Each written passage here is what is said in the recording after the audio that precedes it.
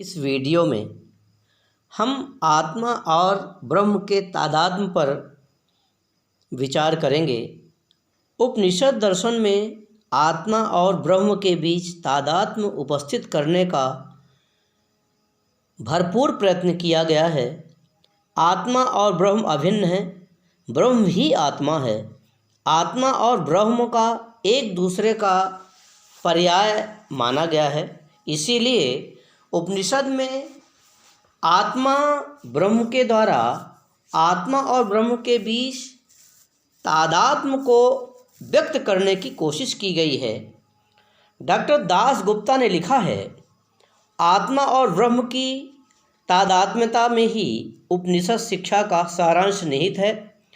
The sum and substance of the Upanishad teaching is involved in the equation Atman equal to Brahma. Kathopanishad में आत्मा की व्याख्या के लिए सुंदर रूपक का प्रयोग करते हुए कहा गया है। इसमें रथ की तुलना मानव के शरीर से की गई है, इंद्रियों की तुलना घोड़े से की गई है, मन की तुलना लगाम से की गई है, सारथी की तुलना बुद्धि से, रथ के स्वामी की तुलना जो रथ में विराजमान है आत्मा से की गई है। इस प्रकार शरीर, इंद्रिय, मन आदि व्यापार रथ के स्वामी अर्थात आत्मा के लिए होते हैं। छांदोग्य उपनिषद में आत्मा और ब्रह्म की एकता को प्रमाणित करने का अत्यधिक प्रयत्न किया गया है। इस संदर्भ में उद्दालक और श्वेत केतु के बीच निहित वार्तालाप का कुछ विवरण अपेक्षित है। उद्दालक अपने पुत्र श्वेत केतु को 12 वर्ष की अवस्था में विद्या अध्ययन के लिए भेजते हैं। 12 वर्ष की अवधि समाप्त होने के पश्चात विभिन्न प्रकार की विधाओं का अध्ययन कर जब श्वेत केतु वापस आते हैं तो पिता को यह देखकर कि उसमें अभिमान निहित है घोर निराशा होती है।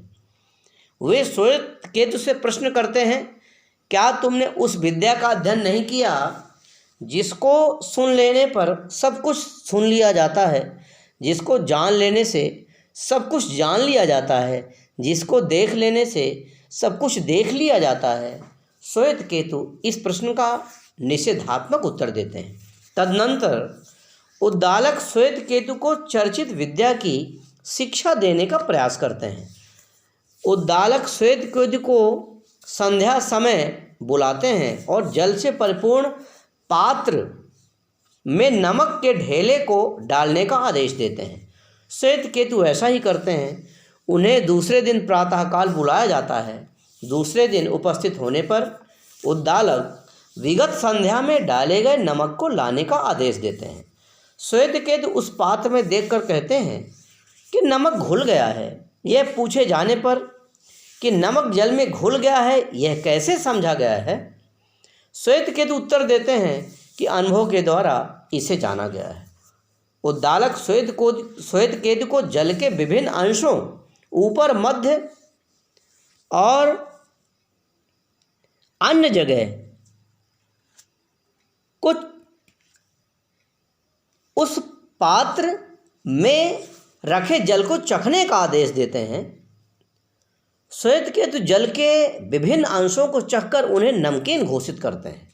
तदुपरांत उद्दालक कहते हैं कि जिस प्रकार जल में निहित नमक का अदृश्य होने के बावजूद अनुभूति होती है, उसी प्रकार शुद्ध सत्ता, प्योर एग्जिस्टेंस का अदृश्य होने के बावजूद भी अनुभूति होती है। शुद्ध सत्ता से ही संपूर्ण जगत का उद्भव हुआ है। वही है, वही सत्य है, वही आत्मा है, वही तुम हो, तत्त्वमसि। इस प्रकार ब्रह्म और आत्मा की एकात्मता की शिक्षा उपनिषद में निहित है। उपनिषदों के अनेक वाक्य आत्मा और ब्रह्म की अभिन्नता पर बल देते हैं। तत्त्वमसि वही तू है उपनिषद का महावाक्य है।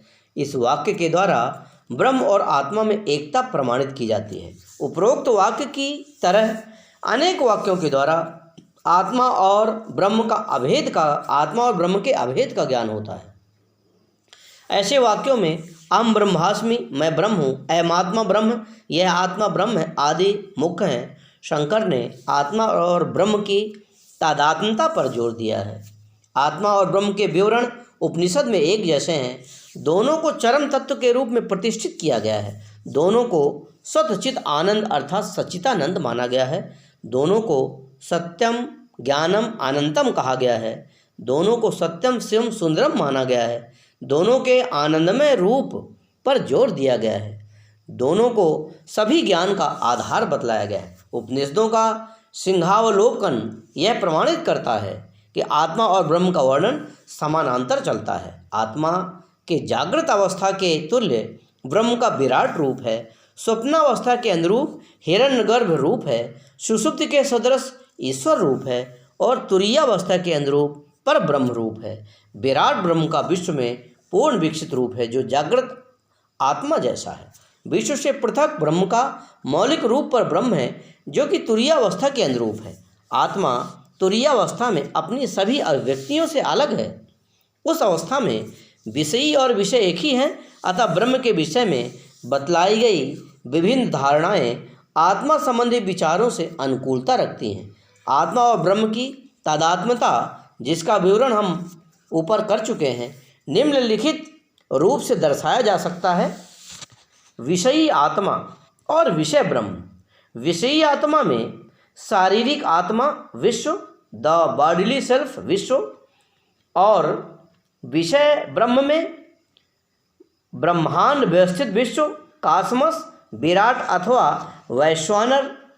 और नंबर 2 तेजस आत्मा, द वाइटल सेल्फ तेजस, और विश्व की आत्मा वर्ल्ड सोल हिरण्यगर्भ।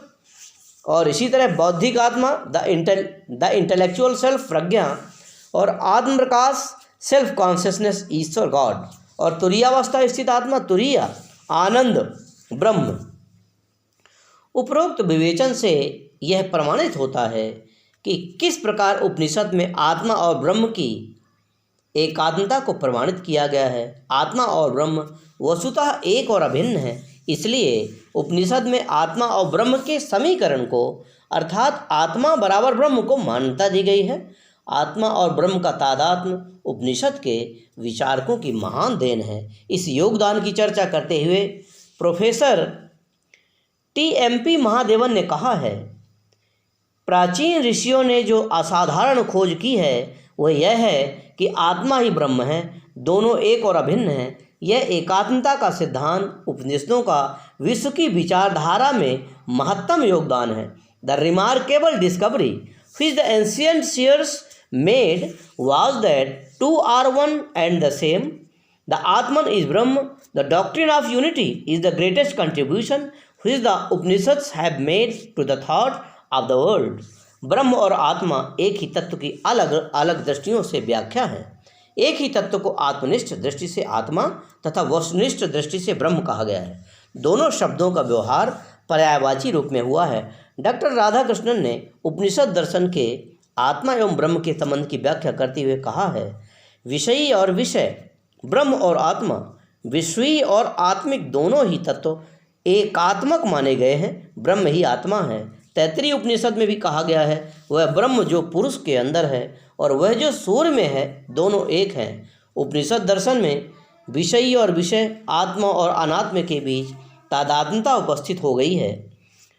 प्लेटो और हेगल जैसे दार्शनिकों के बहुत पहले ही उपनिषद दर्शन में विषयी और विषय की एकात्मता पर बल दिया गया है। डायसन ने उपनिषद दर्शन की उपरोक्त योगदान की चर्चा करते हुए कहा है, इसी अंतः स्थल के अंदर सबसे पहले उपनिषदों के विचारकों ने, जिन्हें अनंत समय तक प्रतिष्ठा की दृष्टि से देखा जाएगा, इस तत्व को ढूंढ निकाला था, जबकि उन्होंने पहचाना कि हमारी आत्मा हमारे अंतः स्थल में विद्यमान सत्ता ब्रह्म के रूप में है और वही व्यापक और मौलिक प्रकृति एवं उसकी समस्त घटनाओं के अंदर सत्तात्मक रूप से व्याप्त है।